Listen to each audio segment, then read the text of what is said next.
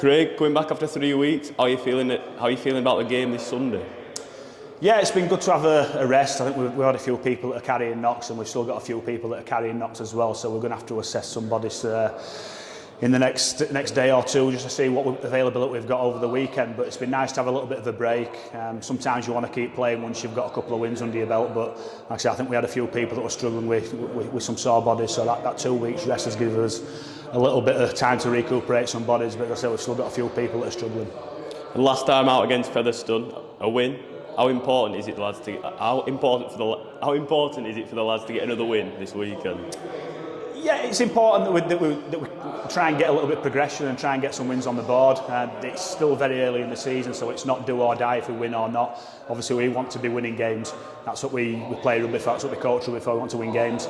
But you know, we know that, as we've seen with results already in this league this season, that everybody's beating everybody. So nobody's got a God-given right to go out there and get a victory. So we need to make sure that we nail everything that we need to do to try and get that victory and keep that momentum going. And having time to reflect on your previous win, is there any improvements you think the lads, they need to make any improvements over the next 2 weeks? I think it's difficult improvement-wise. When you go to Featherstone and you win a game, it's always a very good result.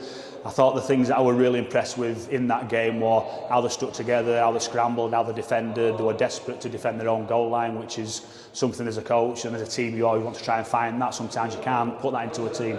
So for our boys to have that desperation and that will to defend the goal line by any means necessary, that's always a good trait to have for a coach. I think there's certain areas where we can be a little bit better discipline-wise.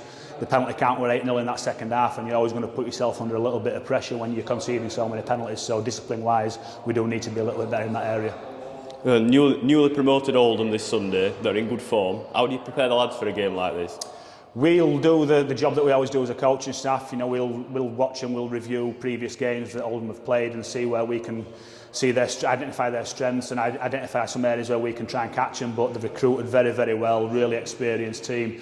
You saw the result they got the weekend against London. You know, they dispatched London in that second half and they were very, very clinical. So it's going to be a very, very tough game this weekend. And how good does it feel to be back playing in front of the own fans? Yeah, very good. It's always good to be back on your own patch, and hopefully we can put a performance out there on Sunday for them to put a smile on their faces as well.